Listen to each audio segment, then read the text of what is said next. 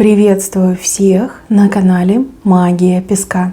Мои дорогие зрители, меня зовут Ольга, и сегодня для вас я сделаю отсыпку на мужчину, и мы с вами посмотрим, что он готов вам дать, на что он готов пойти ради вас. Загадайте, пожалуйста, на мужчину, представьте его, назовите по имени, задайте мысленно либо вслух ему свои вопросы. Вот вы его представляете и его спрашиваете, на что ты готов пойти ради меня и что ты готов мне дать. И пусть нужная информация обязательно вас, мои хорошие, найдет. Итак, давайте посмотрим. Я прошу высшие силы дать мне возможность ответить на все ваши вопросы и послать для вас только лишь самую важную, нужную и полезную информацию.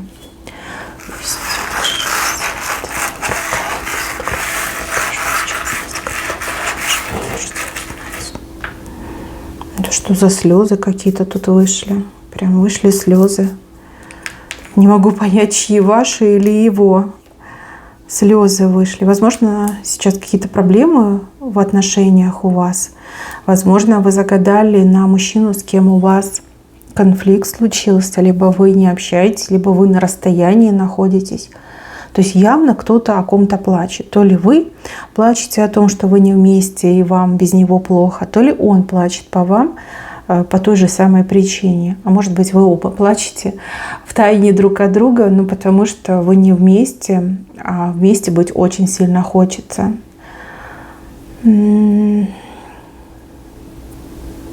Слезы. Ну, слезы посередине. Я не могу сказать, чьи это слезы, кто из вас плачет. Так, мужчина. Мужчина тут, конечно, хоть куда. Прям мужчина. Во всех смыслах этого слова, во всех проявлениях этого слова.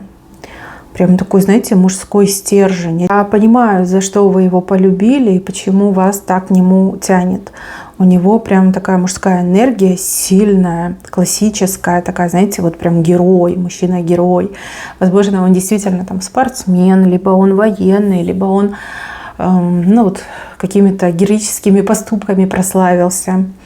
Надежный, мощный такой. Вот с ним как-то спокойно, да, вот когда вы рядом, вы себя чувствуете под защитой, вы чувствуете, что он, пока он рядом, да, мне ничего не грозит. Вот есть в нем что-то, такая мужская, брутальная сила. Прям спокойно себя чувствуете рядом. И еще я вижу, что он как человек достаточно вменяемый, достаточно адекватный. Вот есть мужики неадекватные, там, знаете, выпил и все понесло. А бывают мужчины там ревнивые, плаксивые, там, нервозные, такие дерганные, да, но ведут себя не как мужчина, а как больше женщины, наверное, и то. Ладно, промолчу. Ну, как бы мне нравится образ этого мужчины, мне нравится, как он живет, как он себя подает. Единственное, что он очень у вас какой-то скрытный, жадный на слова.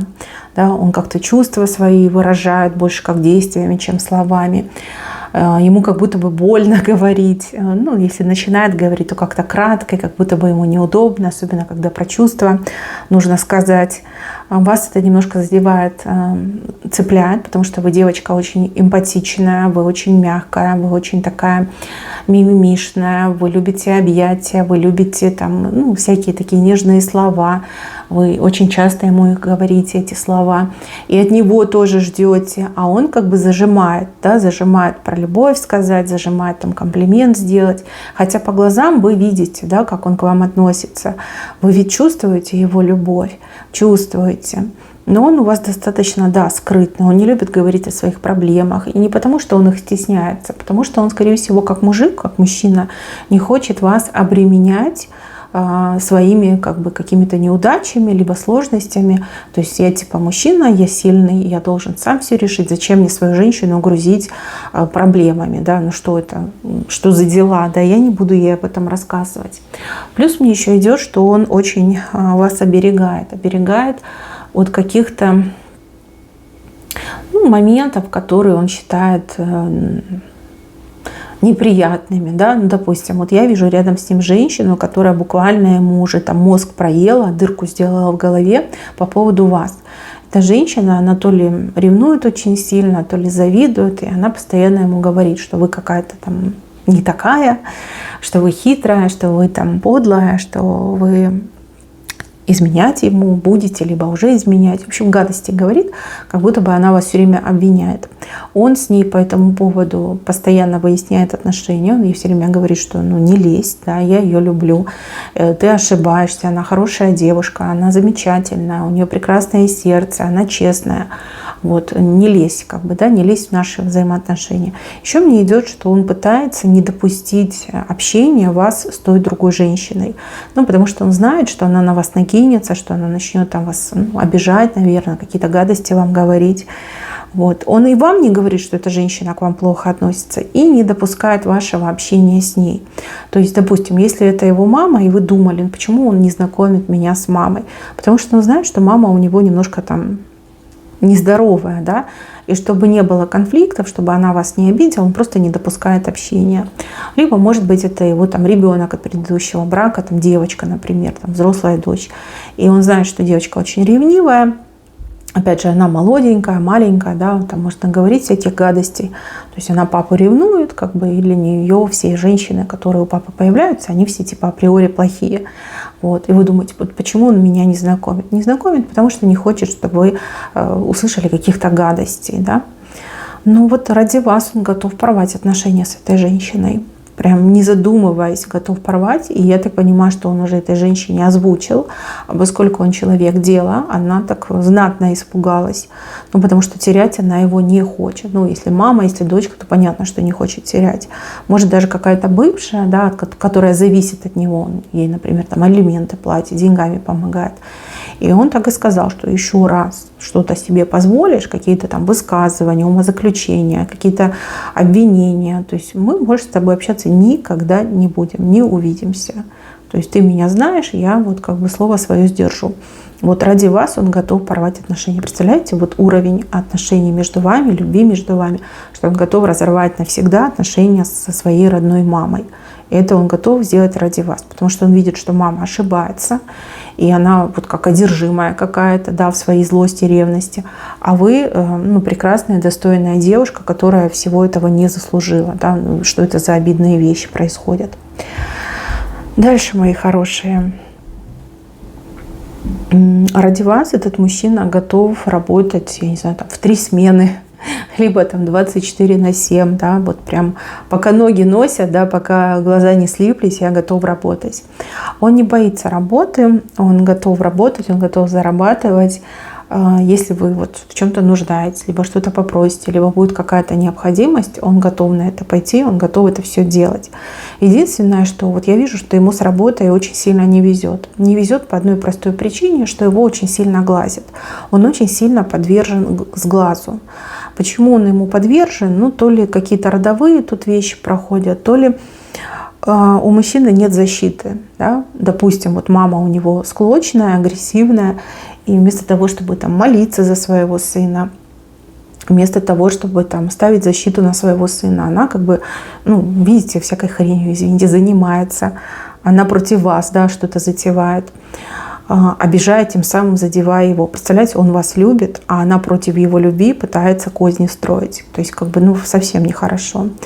И если вы мужчину любите и видите с ним общее будущее, то тут девочке нужно будет постараться и своей любовью поставить ему защиту. Либо молитвы читать за него, да, чтобы вот глаз на него не ложился, чтобы беды его кругом обходили, да, чтобы не было этого всего. Он мужчина, ну, и красивый, и работящий, и сильный. Понятно, что ему завидуют. Завидуют, причем как и мужчины, так и женщины. Он легко сходится с людьми. Он человек слова и дела, да, и не только слова, но и дела. И он как бы очень грамотный человек. Вот та работа, которую он выполняет, то дело, которым он занимается, он на самом высоком профессиональном уровне делает.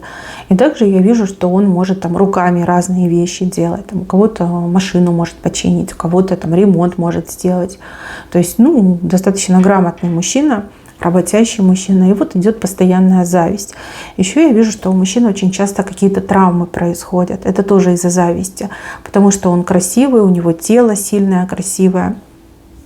Может, он спортом у вас занимается. Да? И вот как бы зависть, глаз на него ложится, из-за этого травмы идут. Он, скорее всего, шутит и говорит: я невезучий. На самом деле это не невезение, это именно зависть. Зависть, которая на него ложится.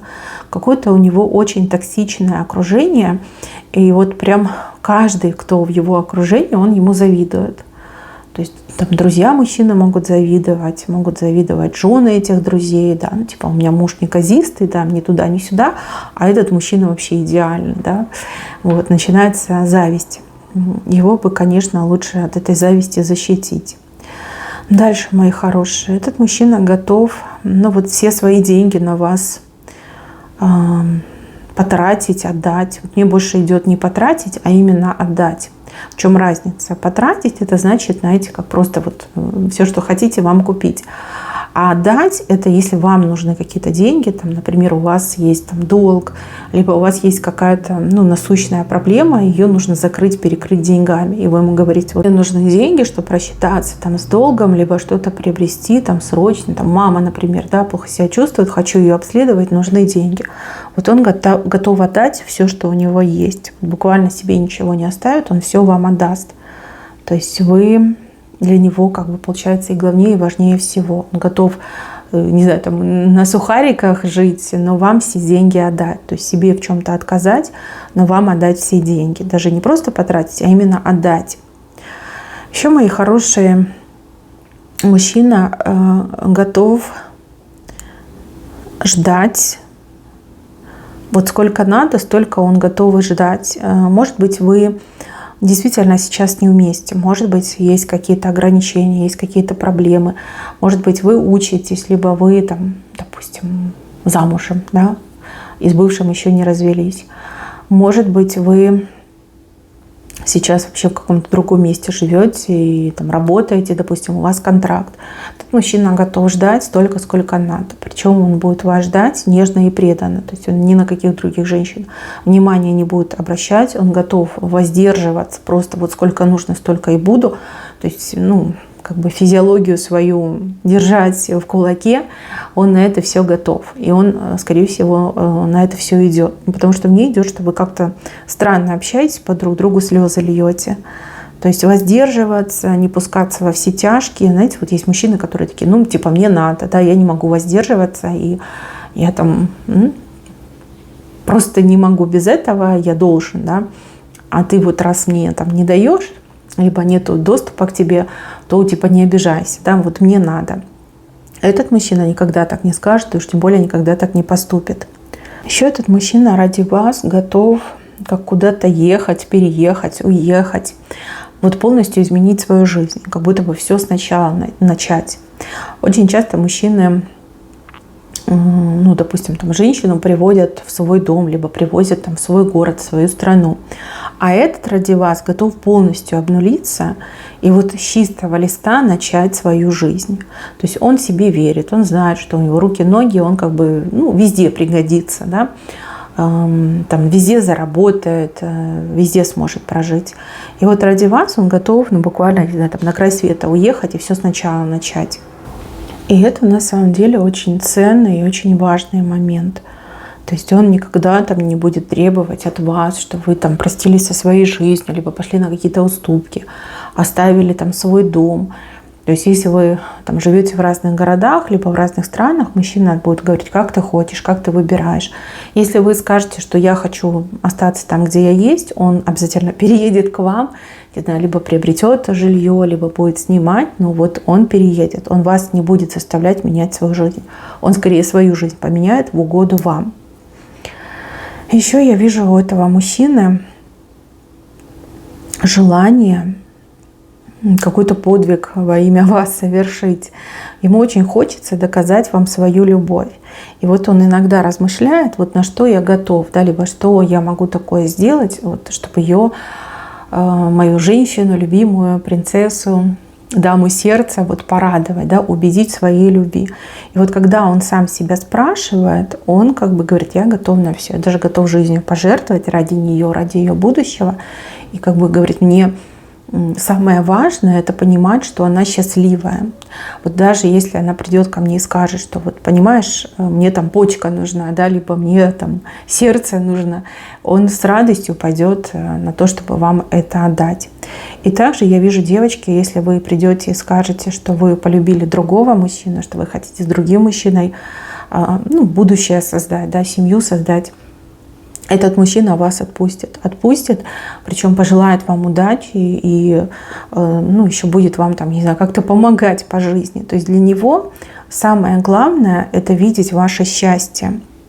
Даже ценой своего несчастья он готов обеспечить вам ваше счастье. А это прям уникальная картинка, такое крайне редко бывает. Крайне редко люди умеют настолько сильно любить, настолько сильно чувствовать любовь. И обычно такое вот бывает, такая любовь бывает у матери к ребенку, но никак не у мужчины к женщине. Ну, если и бывает, то крайне редко, как я уже сказала. Вам очень сильно повезло с этим мужчиной, повезло, что он вас полюбил. То есть у вас с ним не будет проблем, как я это вижу. И он прям готов идти на любые шаги, на любые действия, вот лишь бы вам было хорошо, лишь бы вы были довольны. Да, уникально. Это уникально и очень редко. Сейчас я хочу еще на картах посмотреть. Я давно такого не видела такой жертвенной любви, такой готовности пойти на все, лишь бы вы были счастливы, обеспечить вам счастье. Какой-то уникальный, необычный, вам очень с ним повезло. Хотя, я думаю, вы сами понимаете, да, что вам повезло. Просто вы не до конца его понимаете, потому что у вас нет опыта общения с подобными мужчинами. То есть там, где вы считаете, что ему все равно, на самом деле он готов ради вас на все. Просто он об этом не кричит, да, на каждом углу и себя не бьет рукой в грудь. Но как бы это есть, это я у него вижу. Даже знак мученика вижу, он готов на мучение пойти, вот лишь бы вам было хорошо.